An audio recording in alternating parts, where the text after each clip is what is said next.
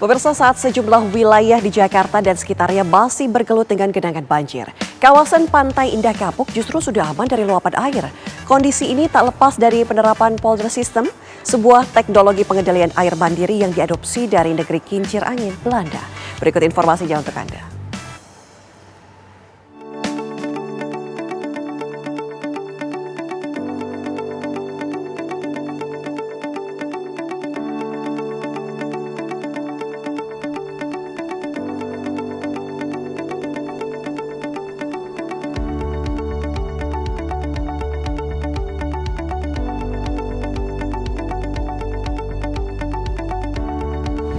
Hujan ekstrim yang melanda ibu kota sejak 18 Januari lalu kembali menyisakan duka.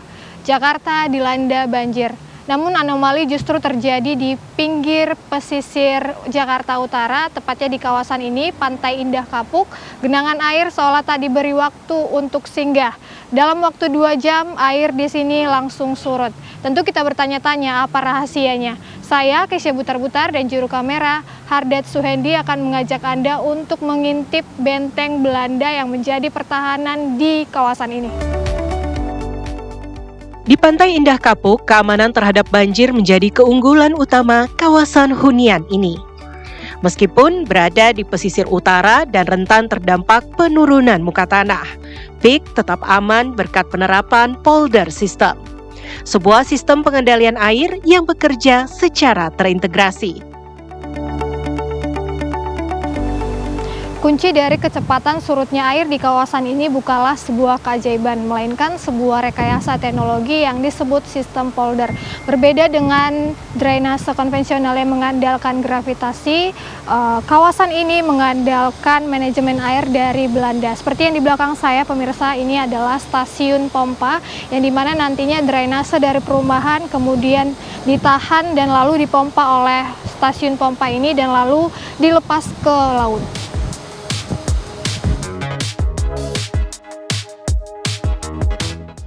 Lantas, bagaimana cara kerja sistem polder? Saya pun bertemu dengan Victor Konen, konsultan manajemen air asal Belanda. The system is a system that was invented about 300 years ago in Belanda, where farmers wanted to have more land. And we perfected that over time. And one of the most modern polders is here in PIK. And what is a polder? A polder is an area where you make a big dike around a piece of land to keep out the seawater. And all the rain that falls inside that area, you pump it out. Now, there's a whole system, and that system, for instance, has reservoirs where you store water, a pumping station where you pump out the water, canals, and that is what we call a polder. And the reason why this PIK area was dry and PIK Dua was dry within a few hours is that this whole pumping system is designed for this kind of rainfall situations. So everything starts working as soon as it starts raining. Oh my God, kita nggak bisa pulang. Ketangguhan sistem polder ini bukan sekedar teori. Terbukti saat Jakarta diguyur hujan ekstrim beberapa pekan lalu. Tercatat curah hujan mencapai 350 mm hanya dalam waktu 3 jam. Angka yang setara dengan volume hujan 1 bulan ini nyatanya mampu dikuras habis dan surut total hanya dalam 2 jam. Series of very small canals next to the street, going to bigger canals, going to this kind of reservoirs, and you can see there's a lot of space where you can store water, and then eventually it's pumped out into the sea. And the challenge is to design the system in such a way that all rainstorms can be handled in a proper way. And that's where experience comes in, and historical data, statistics, and that's the complicated side of polders. How to design in such a way that every rainfall scenario can be handled.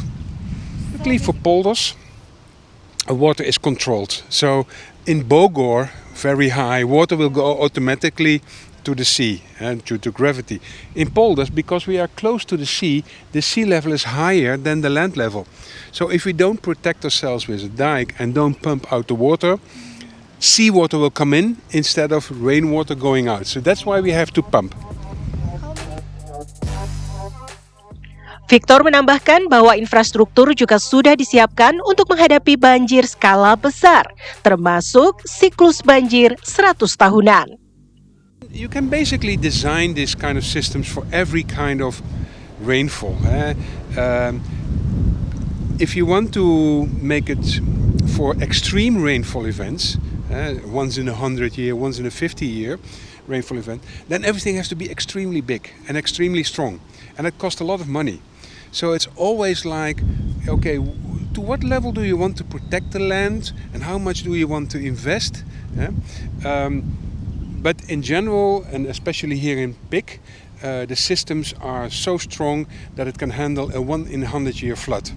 And we saw that in last week, that this system worked well. There was only a few streets that were flooded, but the system is very strong and can handle these extreme rainfall events. And it was extreme because in 3 hours' time, the whole month of rainfall fell. So 350 millimeters, what normally falls in 1 month in Jakarta in January, and now in 3 hours, and still the system worked. Pengamat tata kota Yayat Supriyatna menilai penggunaan sistem polder di PIK 2 sudah tepat. Menurut Yayat, sistem polder sebagai penampung air di sekitar kawasan, jika volume air berlebih akan dipompa dibuang ke wilayah lain seperti laut. Yang dibuat sekarang atau PIK 2 itu kan mengikuti keberhasilan PIK 1. Ketika PIK 1 itu membuat sistem polder untuk melindungi, memprotek lingkungannya agar tidak mengalami kebanjiran karena ada sistem proteksi yang dibangun oleh pengembang kawasan untuk membuat sistem polder. Sistem polder ini memang efektif ya untuk wilayah-wilayah yang di pesisir, yang memang ada potensi rob atau potensi wilayah muara yang kemungkinan besar potensi air lebih tinggi itu bisa terjadi. Nah, disinilah yang menariknya, bagaimana sistem polder itu dikembangkan menjadi bagian yang tidak terpisahkan dalam konteks perencanaan kawasan permukiman atau kota yang direncanakan sejak awal. Yayat pun memberikan catatan khusus untuk perawatan dan pemeliharaan sistem polder. Namun, ia meyakini PIK akan dapat melakukannya. Itu maupun polder, yang menjadi catatan penting adalah bagaimana perawatan pemeliharaannya, karena ada faktor sedimentasi yang menjadi kendala kalau misalnya polder tidak dirawat.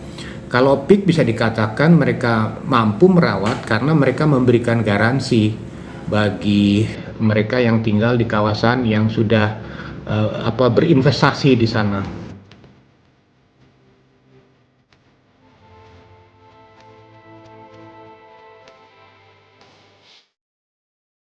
Menghadapi krisis iklim dan ancaman tenggelamnya wilayah pesisir, teknologi polder ini membuktikan bahwa rekayasa yang tepat dapat menjadi benteng pertahanan yang solid. Pantai Indah Kapuk membuktikan bahwa hidup berdampingan dengan laut bukan lagi tentang ancaman banjir, tetapi bagaimana cara kita mengelola air dengan cara yang tepat. Dari Jakarta, Keisha Butar-Butar, Hardet Suhan di TV One mengabarkan.